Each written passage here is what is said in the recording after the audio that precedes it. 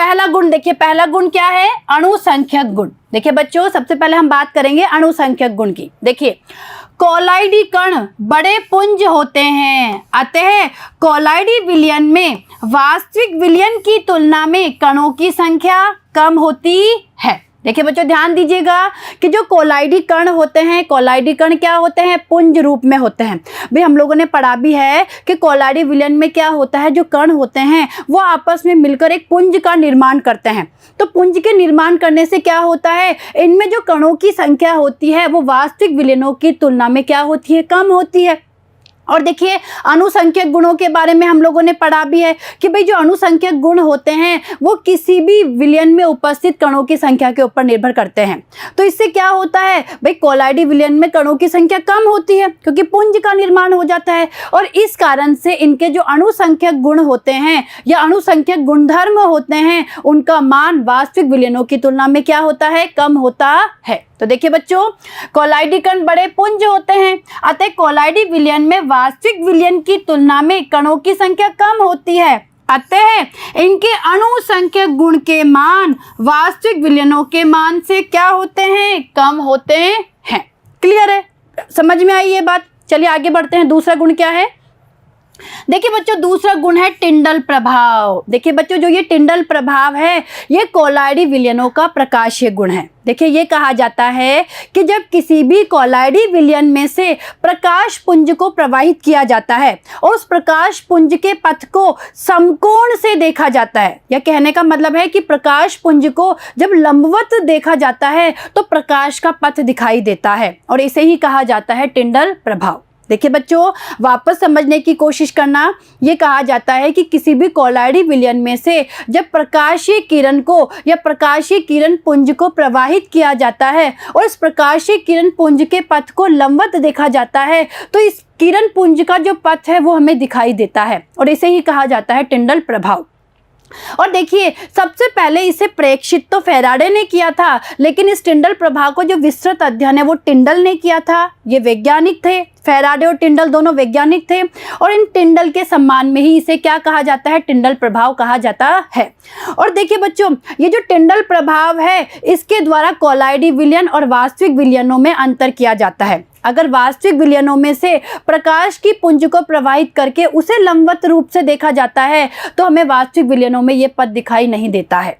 और दूसरा देखिए, ये जो पथ होता है भाई, अंधेरे कमरे में जब इस प्रभाव को देखा जाता है, इस पथ को समकोण से देखा जाता है, तो जो पथ है वो एक शंकु के रूप में यानी एक कोण के रूप में दिखाई देता है, जिसे टिंडल शंकु कहा जाता है। और देखिए, इसका सबसे अच्छा उदाहरण क्या है भाई, किसी भी अंधेरे कमरे में अगर किसी छोटे से छिद्र में से सूर्य का प्रकाश आता है तो आप लोगों ने देखा होगा कि हमें उस सूर्य के प्रकाश का जो पथ है वो एक कोण के रूप में, एक शंकु के रूप में दिखाई देता है, और उसमें छोटे छोटे हमें धूल के कण तैरते हुए दिखाई देते हैं। तो ये टिंडल प्रभाव का सबसे अच्छा क्या है? उदाहरण है। तो चलिए एक बार हम इसके बारे में पढ़ लेते हैं। देखिए बच्चों, जब अंधेरे में रखे किसी समांगी विलयन को प्रकाश की दिशा से देखा जाता है तो यह स्वच्छ दिखाई देता है, तथा यदि इसे प्रकाश किरण पुंज की दिशा के लंबवत देखा जाता है तो यह पूर्णतया अदीप्त यानी परफेक्ट डार्क दिखाई देता है। तो देखिए बच्चों, किसकी बात कर रहे हैं? समांगी विलयन की बात कर रहे हैं कि जब समांगी विलयन में प्रकाश प्रवाहित किया जाता है और उसे देखा जाता है तो वो हमें स्वच्छ दिखाई देता है, और इस प्रकाश किरण पुंज को या इसकी दिशा के लंबवत देखते हैं तो ये हमें पूर्णतः कैसा दिखता है? अदीप्त दिखाई देता है। ये तो हम बात कर रहे हैं समांगी विलयन की यानी वास्तविक विलयन की। आगे देखिए, कोलाइडी विलयन को, देखिए ध्यान दीजिएगा, कोलाइडी विलयन को इस प्रकार पारगमन प्रकाश द्वारा देखने पर पर्याप्त स्वच्छ या पारदर्शी दिखाई देता है। देखिए बच्चों, ध्यान दीजिएगा भाई, कोलाइडी विलयन को इस प्रकार पारगमन प्रकाश द्वारा देखने पर पर्याप्त स्वच्छ या पारदर्शी दिखाई देता है, परंतु इन्हें प्रकाश के पथ की दिशा से समकोण दिशा में देखने पर मंद से प्रबल दूधियापन दर्शाते हैं। क्लियर है? आगे देखिए, अर्थात प्रकाश किरण पुंज का पारगमन पथ नीले प्रकाश से क्या हो जाता है? प्रदीप्त हो जाता है। ठीक है, आगे देखिए, यह प्रभाव सर्वप्रथम फेराडे ने प्रेक्षित किया तथा टिंडल ने इसका विस्तृत अध्ययन किया था। इसे टिंडल प्रभाव कहा जाता है। प्रकाश का चमकीला कोण टिंडल शंकु कहलाता है। टिंडल प्रभाव वास्तव में इस कारण से होता है कि कोलाइडी कण प्रकाश को सभी दिशाओं में प्रकीर्णित करते हैं। देखिए बच्चों, समझने की कोशिश करना, भाई टिंडल प्रभाव क्यों होता है? क्योंकि जो कोलाइडी विलयन में उपस्थित जो कोलाइडी कण है वो प्रकाश का सभी दिशाओं में क्या करते हैं? प्रकीर्णन कर देते हैं, यानी प्रकाश को प्रकीर्णित कर देते हैं। जबकि वास्तविक विलयन में क्या होता है? जो कण होते हैं वो बहुत सूक्ष्म होते हैं और वो प्रकाश का प्रकीर्णन नहीं कर पाते हैं। इसी कारण से कोलाइडी विलयन टिंडल प्रभाव प्रदर्शित करते हैं, लेकिन वास्तविक विलयन टिंडल प्रभाव प्रदर्शित नहीं करते। चलिए आगे देखिए। प्रकाश का यह प्रकीर्णन कोलाइडी परिक्षेपण में किरण के पथ को क्या करता है? प्रदीप्त करता है। तो देखिए बच्चों, जो ये प्रकाश का प्रकीर्णन हो रहा है ना, यही कोलाइडी परिक्षेपण में किरण के पथ को प्रदीप्त करता है। क्लियर है? आया समझ में यहाँ तक? चलिए आगे देखिए। टिंडल प्रभाव सिनेमा हॉल में पिक्चर को प्रोजेक्शन के समय हॉल में उपस्थित धूल एवं धुएं के कणों द्वारा प्रकाश के प्रकीर्णन द्वारा देखा जा सकता है। देखिए बच्चों, समझने की कोशिश करना कि जो ये टिंडल प्रभाव है ये सिनेमा हॉल में पिक्चर को प्रोजेक्शन के समय हॉल में उपस्थित धूल एवं धुएं के कणों द्वारा प्रकाश के प्रकीर्णन के द्वारा देखा जा सकता है। और देखिए बच्चों, इस डायग्राम से हम टिंडल प्रभाव को और अच्छे से समझ सकते हैं। देखिए बच्चों, ध्यान दीजिएगा। यहाँ पे देखिए, यहाँ पे इस पात्र में कोई क्या है? कोलाइडी विलयन है। और देखिए ये प्रकाश का स्रोत है। यहाँ से हम क्या कर रहे हैं? प्रकाश को कोलाइडी विलयन में से प्रवाहित कर रहे हैं। क्लियर है? तो देखिए क्या होगा? कोलाइडी कणों के द्वारा ये प्रकाश का अलग अलग दिशाओं में क्या हो रहा है? प्रकीर्णन हो रहा है। देखिए ये प्रकीर्णित प्रकाश है, यानी अलग अलग दिशाओं में प्रकीर्णन हो रहा है। और जब हम इसे लंबवत देखते हैं, यानी जो प्रकाश जा रहा है, प्रकाश की जो दिशा है उसके लंबवत जब हम इसे सूक्ष्मदर्शी से देखते हैं तो हमें उसका पथ दिखाई देता है। और साथ ही साथ देखिए इस तरीके से पथ में, इस तरीके से, देखिए मैं डार्क कर रही हूँ, इस तरीके से टिंडल शंकु का क्या होता है? निर्माण होता है। तो ये क्या है? ये जो इस तरीके से बन रहा है ये टिंडल शंकु है। और जब सूक्ष्मदर्शी के द्वारा हम लोग देखते हैं तो हमें साफ साफ ये पथ दिखाई देता है। इसे ही टिंडल प्रभाव कहा जाता है। और ये कोलाइडी विलयनों का क्या है? प्रकाशीय गुण है। और इसके द्वारा हम वास्तविक विलयन और कोलाइडी विलयनों में अंतर भी स्पष्ट कर सकते हैं। ठीक है, आगे बढ़े। चलिए भाई, टिंडल प्रभाव तभी देखा जा सकता है जब निम्न शर्तें हो। देखिए बच्चों, टिंडल प्रभाव के लिए कुछ शर्तें होती है। देखिए क्या है? पहली शर्त देखिए, परिक्षिप्त कणों का व्यास प्रयुक्त प्रकाश की तरंग दैर्ध्य से बहुत कम नहीं होना चाहिए। देखिए पहली शर्त क्या है? कि जो परिक्षिप्त कणों का जो व्यास है वो प्रयुक्त प्रकाश की तरंग दैर्ध्य से बहुत कम नहीं होना चाहिए। दूसरा देखिए, दूसरी शर्त क्या है? परिक्षिप्त प्रावस्था एवं परिक्षेपण माध्यम के अपवर्तनांक परिमाप में बहुत अंतर होना चाहिए। यानी परिक्षिप्त प्रावस्था और परिक्षेपण माध्यम के जो अपवर्तनांक का परिमाप होता है उसके मध्य बहुत अंतर होना चाहिए। तो देखिए बच्चों, जब ये दो शर्तें पूरी होगी तभी टिंडल प्रभाव दिखाई देता है। क्लियर है? आया आपको टिंडल प्रभाव समझ में? चलिए आगे बढ़ते हैं। अगला गुण क्या है? देखिए बच्चों, तीसरा गुण है रंग।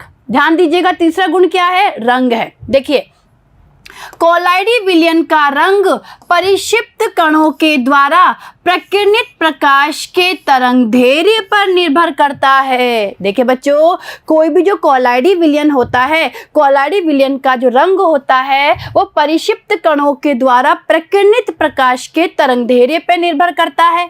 इसके अतिरिक्त प्रकाश का तरंग दैर्ध्य कणों के आकार और प्रकृति पर भी निर्भर करता है। देखिए बच्चों, प्रकीर्णित प्रकाश के तरंग दैर्ध्य पर तो निर्भर करता ही है किसी भी कोलाइडल विलयन का रंग, साथ ही साथ कणों के आकार और उनकी प्रकृति पर भी क्या करता है? निर्भर करता है। ठीक है, बढ़े आगे। चलिए, कोलाइडी विलयन का रंग प्रेक्षक द्वारा प्रकाश को ग्रहण करने के तरीके पर भी निर्भर करता है। और देखिए साथ ही साथ जो कोलाइडल विलयन का रंग है वो प्रेक्षक द्वारा प्रकाश को ग्रहण करने के तरीके पे भी क्या करता है? निर्भर करता है। ठीक है, चलिए आगे क्या है?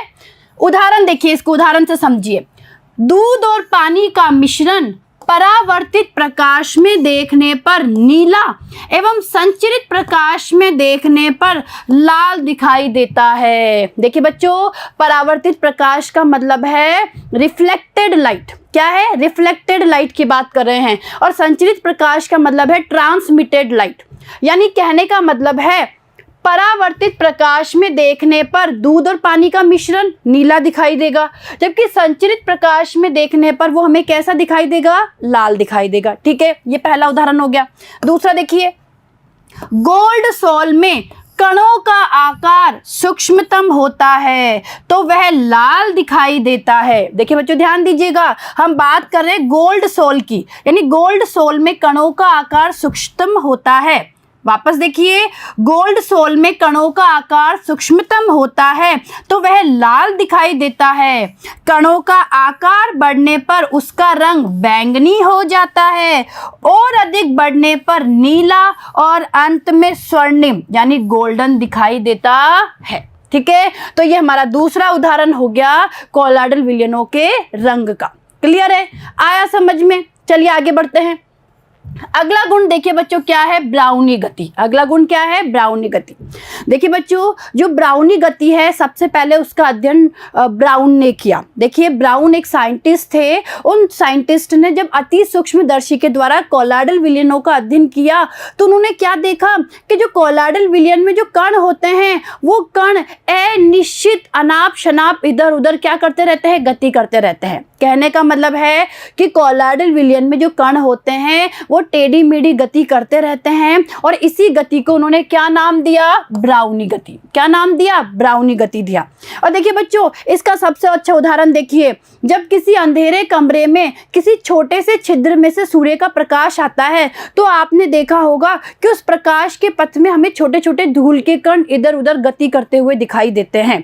तो उनकी जो ये गति है, ये ब्राउनी गति कहलाती है। तो ये जो ब्राउनी गति है, ये किसी भी कोलाइडल विलयनों का एक गतिज गुण है। कैसा गुण है? गतिज गुण है। तो देखिए, रॉबर्ट ब्राउन ने अति सूक्ष्मदर्शी द्वारा कोलाइडी विलयनों का अवलोकन करने पर पाया कि विलयन में कोलाइडी कण निरंतर टेढ़ी मेढ़ी गति करते हैं।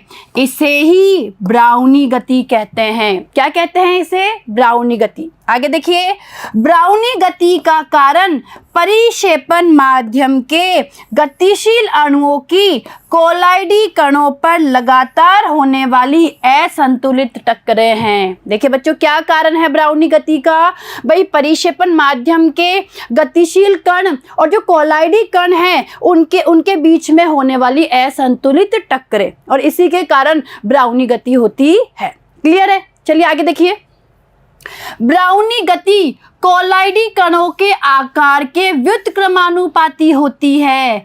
अतः जैसे जैसे कणों का आकार बढ़ता जाता है वैसे वैसे ब्राउनी गति कम होती जाती है। अरे भाई बच्चों, जैसे जैसे कणों का आकार बढ़ेगा तो गुरुत्वाकर्षण बल लगेगा, और जो कण है वो इस तरीके से टेढ़ी मेढ़ी गति नहीं कर पाएंगे। अरे भाई, जब आकार बढ़ेगा, गुरुत्वाकर्षण बल उन पर प्रभावी होगा तो वो क्या करेंगे? नीचे बैठने की कोशिश करेंगे गुरुत्वाकर्षण के कारण। क्लियर है? तो देखिए क्या होता है, ब्राउनी गति कोलाइडी कणों के आकार के व्युत्क्रमानुपाती होती है। और देखिए इस डायग्राम से ब्राउनी गति को समझने की कोशिश कीजिए।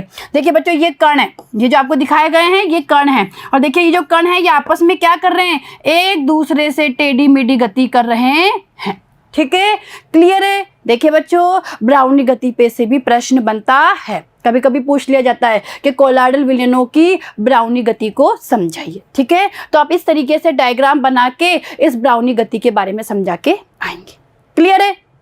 चले अगले गुण की तरफ। चलिए भाई, अगला गुण क्या है? देखिए पांचवा, कोलाइडी कणों पर आवेश। ध्यान दीजिएगा, कोलाइडी कण विद्युतीय आवेश युक्त होते हैं। विलयन के सभी कोलाइडी कणों पर आवेश की प्रकृति समान होती है, जो कि धनात्मक या ऋणात्मक हो सकती है। ठीक है, चलिए आगे।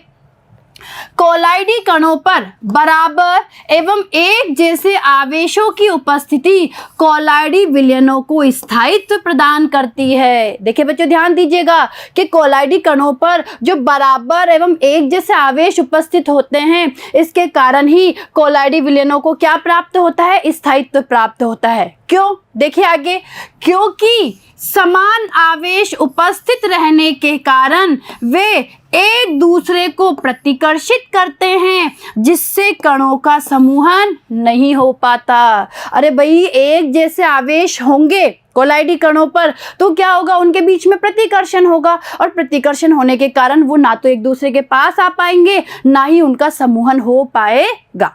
क्लियर है यहाँ तक का? चलिए आगे देखिए।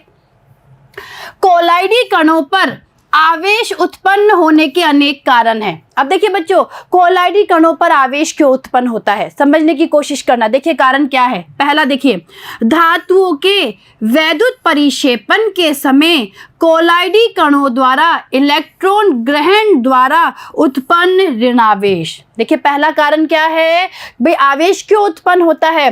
धातुओं के विद्युत परिक्षेपण के समय क्या होता है, जो कोलाइडी कण हैं अगर वो इलेक्ट्रॉन ग्रहण कर लेते हैं तो उन पे क्या आ जाता है? ऋणावेश आ जाता है। दूसरा देखिए, विलयन से आयनों का अधिमान्य अधिशोषण एवं विद्युतीय दोहरी परत बनने के कारण। दूसरा कारण देखिए, विलयन से आयनों का अधिमान्य अधिशोषण एवं विद्युतीय दोहरी परत बनने के कारण।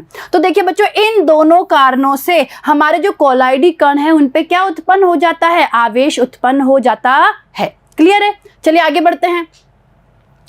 अब देखिए, परिक्षेपण माध्यम में दो या अधिक आयन उपस्थित होने पर कोलाइडी कणों द्वारा उस आयन का अधिमान्य अधिशोषण होता है, जो कोलाइड में भी उपस्थित होते हैं। देखिए बच्चों, समझने की कोशिश करना। हमें ये बता रहा है कि अधिमान्य अधिशोषण क्या है, मतलब जिसका अधिशोषण होता है पहले। तो देखिए क्या है कि परिक्षेपण माध्यम में अगर दो या दो से अधिक आयन होते हैं तो कोलाइडी कणों द्वारा उस आयन का अधिमान्य अधिशोषण किया जाता है, जो कि कोलाइड में भी क्या होता है? उपस्थित होता है। आगे देखिए, सोल कण धनात्मक या ऋणात्मक आयनों के अधिमान्य अधिशोषण द्वारा धनात्मक एवं ऋणात्मक आवेश ग्रहण कर लेते हैं। देखिए बच्चों, जो सोल कण होते हैं वो धनात्मक या ऋणात्मक आयनों के अधिमान्य अधिशोषण के कारण क्या होता है? आवेश ग्रहण कर लेते हैं। तो देखिए आगे, इसे निम्नलिखित उदाहरणों द्वारा समझा जा सकता है। अब हम ये समझ लेते हैं कि किस तरीके से अधिमान्य अधिशोषण के द्वारा हमारे कोलाइडी कणों पर आवेश आ जाता है। तो देखिए समझने की कोशिश करना। देखिए पहला क्या है, जब सिल्वर नाइट्रेट के अत्यधिक तनु विलयन को पोटेशियम आयोडाइड के अत्यधिक तनु विलयन में मिलाया जाता है। देखिए बच्चों ध्यान दीजिएगा, भाई सिल्वर नाइट्रेट के अत्यधिक तनु विलयन को हम पोटेशियम आयोडाइड के अत्यधिक तनु विलयन में मिला रहे हैं, तो क्या होता है?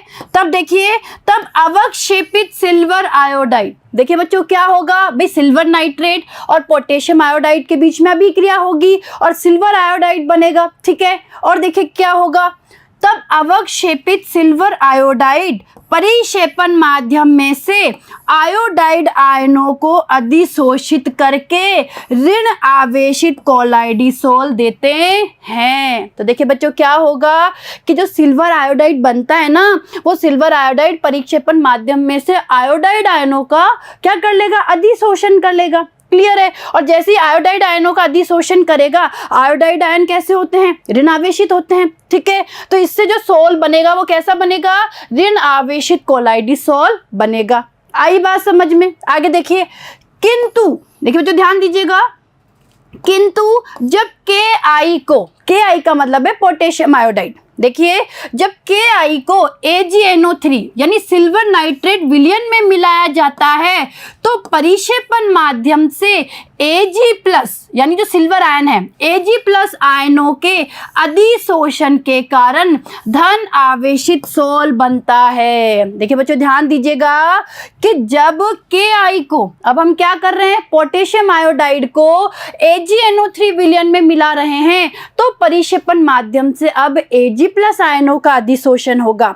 और Ag+ आयन कैसे है, धन आवेशित है, तो अब जो सोल बनेगा वो कैसा बनेगा, धनावेशित सोल बनेगा। तो देखिए इस तरीके से तो बनेगा ऋणावेशित सोल Agi, और ये इसने आयोडाइड आयनों का अधिशोषण कर लिया। और ये देखिए धनावेशित सोल में क्या हुआ, Agi ने किसका अधिशोषण कर लिया, Ag+ का।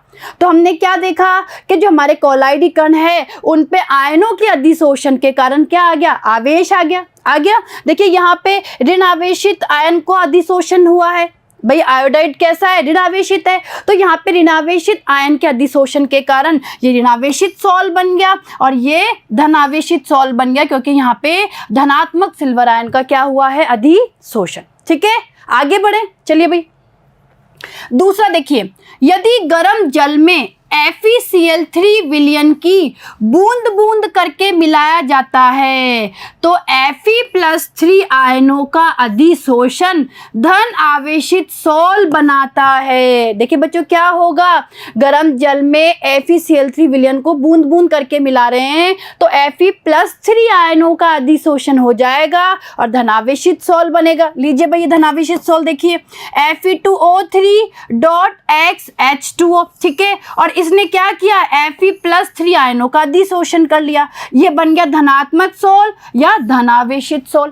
क्लियर है, आगे देखिए, यदि FeCl3 को NaOH के विलयन में डाला जाए, अब क्या कर रहे हैं हम, FeCl3 को NaOH यानी सोडियम हाइड्रोक्साइड के विलयन में डाल रहे हैं, तो OH- के अधिशोषण के कारण ऋणात्मक सोल बनता है। तो देखिए बच्चों अब क्या होगा, Fe2O3.XH2O और OH-, अरे भाई OH- ऋणात्मक आयन का अधिशोषण हुआ है ना, तो कैसा सोल बन गया, ऋणात्मक सोल या ऋणावेशित सोल का क्या हो गया, निर्माण हो गया। आई बात समझ में, लीजिए आगे बढ़ते हैं। कोलाइडी कण की सतह पर अधिशोषित आयन एक वैद्युत स्तर या सतह के रूप में रहते हैं। देखिए बच्चों समझने की कोशिश करना, भाई यहाँ पे क्या हो रहा है, कोलाइडी कण किसी भी आयन का अधिशोषण कर रहे हैं, तो ये आयन है वो उसके क्या होंगे, सतह पर होंगे, एक परत के रूप में होंगे इसके सतह पर। तो देखिए कोलाइडी कण की सतह पर अधिशोषित आयन एक विद्युत स्तर या सतह के रूप में रहते हैं। इस स्थिर सतह को प्राथमिक वैद्युत स्तर कहते हैं। इसे क्या कहते हैं हम, देखिए बच्चों समझने की कोशिश करना, प्राथमिक वैद्युत स्तर क्या कहते हैं, प्राथमिक वैद्युत स्तर। क्लियर है, यहां तक की बात आपको समझ में आई। चलिए आगे बढ़ते हैं।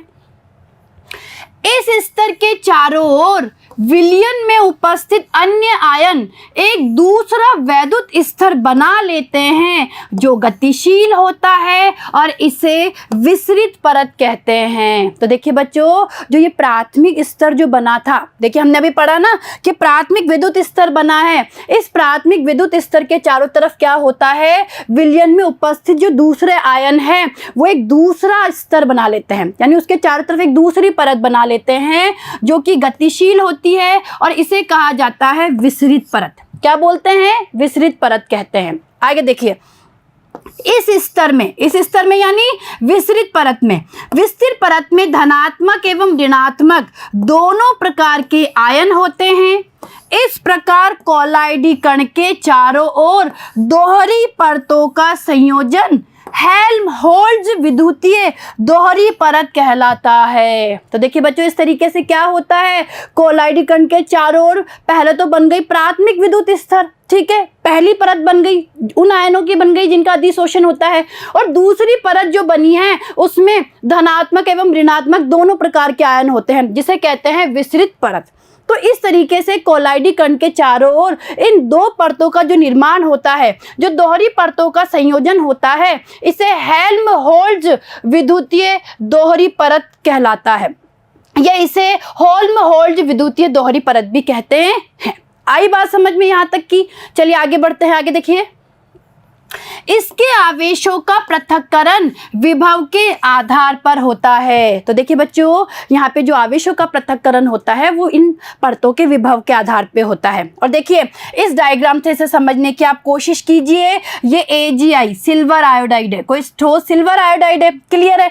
लीजिए भाई, देखिए यहाँ पे क्या हुआ, इसने I- का अधिशोषण कर लिया, ठीक है, I- का अधिशोषण कर लिया। और इसके पास आपको पता है I- के पास में K+ आयन तो रहेंगे ही, ठीक है। यानी अधिशोषण, यानी इस AgI ने अपनी सतह पर, ये जो इसकी सतह है इस पे अधिशोषण किया है I- का, ठीक है। ये I- का अधिशोषण किया है। इस तरीके से क्या बन गई, प्राथमिक परत बन गई, क्लियर है, प्राथमिक परत बन गई। और इस प्राथमिक परत के बाहर देखिए, प्राथमिक परत के इधर की तरफ देखिए, जो दूसरे धनात्मक और ऋणात्मक आयन है वो क्या हो गए, उन्होंने भी एक दूसरी परत का निर्माण कर लिया। तो ये हो गई विसरित परत। देखिए ये जो विसरित परत हो गई, दिया हुआ है विसरित परत, और ये देखिए ये जो परत हो गई ये प्राथमिक परत हो गई, क्लियर है। तो इस तरीके से देखिए AgI के चारों ओर, बेटा ये चारों ओर बनती है, यहाँ पे एक साइड से आपको दिखाया हुआ है, ये इसके चारों ओर की बात हो रही है कि AgI के चारों ओर I- ये इस तरीके से क्या हो जाते हैं, व्यवस्थित हो जाते हैं। यानी देखिए बच्चों, वापस देखिए, ये इस तरीके से इसके चारों तरफ की बात कर रहे हैं, इसके चारों तरफ इस तरीके से I- है ना, यानी ये चारों तरफ I- का अधिशोषण हो रहा है, यानी आयोडाइड आयन का अधिशोषण हो रहा है, क्लियर है। ये चारों तरफ होता है ये। और इस तरीके से K+ भी इसके चारों तरफ होंगे, K+ भी कहाँ होंगे, ये जो K+ है ये भी इसके चारों तरफ होंगे। और इस परत को हम कहते हैं प्राथमिक विद्युत परत या प्राथमिक विद्युत स्तर। और उनके चारों तरफ ये जो धनात्मक और ऋणात्मक आयन है ये चारों तरफ व्यवस्थित रहेंगे, जो विसरित परत का क्या करते हैं, निर्माण करते हैं। क्लियर है, आई यहाँ तक की कहानी आपको समझ में। चलिए आगे बढ़ते हैं। इस प्रकार स्थिर तथा विसरित भागों पर विपरीत चिन्ह के आवेशों के कारण दोनों परतों के मध्य विभवांतर उत्पन्न हो जाता है। यह विभवांतर वैद्युत गतिक विभव या जीटा विभव कहलाता है। देखिए बच्चों ध्यान दीजिएगा कि इस प्रकार स्थिर तथा विसरित भागों पर विपरीत चिन्ह के आवेशों के कारण दोनों परतों के मध्य जो विभवांतर उत्पन्न होता है उसे जीटा विभव या वैद्युत गतिक विभव भी कहा जाता है। तो देखिए बच्चों, ये आप लोगों को समझ में आ ही गया कि जीटा विभव क्या होता है। आगे देखिए, अगला देखिए, अगला गुण क्या है, वैद्युत कण संचलन। ध्यान दीजिएगा, वैद्युत क्षेत्र की उपस्थिति में कोलाइडी कणों का विपरीत आवेशित इलेक्ट्रोडों की ओर अभिगमन वैद्युत कण संचलन कहलाता है। देखिए बच्चों, कोलाइडी कणों पर या कोलाइडी विलयनों पर जब वैद्युत आवेश लगाया जाता है, कहने का मतलब है एक तरफ कैथोड और एक तरफ एनोड लगाया जाता है, तो जो आयन्स होते हैं वो विपरीत आवेशित इलेक्ट्रोडों की ओर क्या करते हैं, गमन करते हैं, ठीक है। और इसे ही कहा जाता है वैद्युत कण संचलन। धनात्मक आवेशित कण कैथोड की ओर, जबकि ऋणात्मक आवेशित कण एनोड की ओर गति करते हैं। देखिए बच्चों ध्यान दीजिएगा, जो धनात्मक आवेशित कण है वो कैथोड की ओर जाएंगे, क्लियर है। तो इसे कहा जाता है धन कण संचलन। क्या कहा जाता है, देखिए मैं यहाँ लिख रही हूँ, इसे कहा जाता है धन कण संचलन। यानी जब धनात्मक आयन, देखिए बच्चों ध्यान दीजिएगा, जब धनात्मक आवेशित आयन कैथोड की ओर गमन करते हैं इसे कहा जाता है धन कण संचलन। और जब ऋणात्मक आवेशित कण एनोड की ओर गमन करते हैं इसे कहा जाता है ऋण कण संचलन। इसे क्या कहा जाता है, ऋण कण संचलन भी कहा जाता है। क्लियर है, तो ये बात आपको समझ में आई कि वैद्युत कण संचलन क्या होता है। आगे बढ़ते हैं। देखिए ये डायग्राम देखिए बच्चों, इस डायग्राम से आप इसे और अच्छे से समझ सकते हैं। देखिए इस तरीके का एक एपरेटस होता है, इस यू शेप नलिका होती है। इस यू शेप नलिका में देखिए एक तरफ कैथोड एक तरफ एनोड है, और ये होज है, ये पानी का होज है, रिजर्वायर है पानी का। यहाँ से पानी की सप्लाई होती है, यहाँ पे रोधनी, ठीक है, एक रोधनी लगा रखी है। आगे देखिए, ये यहाँ पे प्राथमिक स्तर बता रहा है कि प्राथमिक स्तर क्या है। भाई सबसे पहले प्राथमिक स्तर क्या है, इसमें जल भरा हुआ है, ठीक है। और कहने का मतलब है जल यहाँ पे क्या है, परिक्षेपण माध्यम के रूप में यहाँ पे। अब देखिए जैसे ही कैथोड और एनोड को किसी विद्युत सोर्स से जोड़ा जाता है तो आप लोग देखिए ये जितने भी ये आपको दिखाए गए हैं ये आयन, देखिए जो गोल गोल है ये आयन, इनमें आप देखेंगे कि माइनस चार्ज है, ये माइनस चार्ज है, यानी ये कैसे है, ऋणात्मक आवेशित आयन है। देखिए ये एरो से ये दिखाया गया है कि जो ये ऋणात्मक आवेशित आयन है, ये ऋणात्मक आवेशित आयन किधर की तरफ जा रहे हैं, एनोड की तरफ जा रहे हैं ना। वापस समझने की कोशिश कीजिए बच्चों, इस डायग्राम में आपको जो ये दिखाए गए हैं, ये जो कण दिखाए गए हैं, इन कणों के बीच में माइनस लगा हुआ है, यानी ये कैसे कण है, ये ऋण आवेशित कण है। अब देखिए जैसे ही कैथोड और एनोड को विद्युत सोर्स से जोड़ा जाएगा तो ये ऋण आवेशित कण किधर की ओर गमन करेंगे, एनोड की ओर क्या करेंगे, गमन करेंगे। और ये देखिए एनोड पे जाके ये क्या हो गए, ये कण एनोड पे जाके इकट्ठे हो गए। क्लियर है, इसे कहा जाता है वैद्युत कण संचलन। और यहाँ पे क्या हो रहा है, यहाँ पे ऋणात्मक आयन एनोड की ओर जा रहे हैं, यानी ये हो रहा है ऋण कण संचलन। क्लियर है, तो इस डायग्राम से आप इसे बहुत अच्छे से समझ सकते हैं। और देखिए ये अंदर क्या भरा हुआ है, कोलाइडी विलयन भरा हुआ है ना, इसमें कोलाइडी विलयन है इसमें। ठीक है, चले आगे, चलिए आगे। सातवां देखिए बेटा, सातवां गुण है स्कंदन। देखिए कोलाइडी कण आवेशित होते हैं, यदि इनके आवेश को हटा दिया जाता है तो कोलाइडी कण एक दूसरे से संयुक्त होकर बड़े कण बनाते हैं जो अवक्षेप के रूप में नीचे बैठ जाते हैं। यह प्रक्रम सॉल का स्कंदन कहलाता है। ठीक है, चलिए आगे। स्कंदन निम्न प्रकार से किया जा सकता है। अब देखिए बच्चों स्कंदन कैसे कैसे किया जा सकता है। पहला देखिए वैद्युत कण संचलन द्वारा। भाई अभी हमने वैद्युत कण संचलन पढ़ा है। भाई क्या होता है, कोलाइडी विलयन में जैसे ही इलेक्ट्रोड्स लगाए जाते हैं, कैथोड और एनोड लगा के किसी विद्युत सोर्स से जोड़ा जाता है, तो क्या होता है, जो कण होते हैं वो विपरीत आवेशित इलेक्ट्रोडों की ओर जाते हैं और वहां जाके स्कंदित हो जाते हैं या अवक्षेपित हो जाते हैं। ठीक है, इसे कहा जाता है वैद्युत कण संचलन। दूसरा देखिए, दो विपरीत आवेशित सोल को मिश्रित करके। देखिए बच्चों, जब दो विपरीत आवेशित सोल को आपस में मिश्रित किया जाता है तो उनके एक दूसरे के विपरीत आवेशित आयन एक दूसरे को क्या कर देते हैं, उदासीन कर देते हैं और उनका स्कंदन हो जाता है। तीसरा देखिए क्वथन द्वारा। भाई क्वथन के द्वारा भी क्या किया जा सकता है, स्कंदन किया जा सकता है। और चौथा देखिए जो हम समझेंगे आगे, वैद्युत अपघट्य मिलाकर, यानी कोलाइडी विलयन में कोई उपयुक्त वैद्युत अपघट्य मिलाकर भी स्कंदन किया जा सकता है। तो हम इसके बारे में पढ़ेंगे आगे।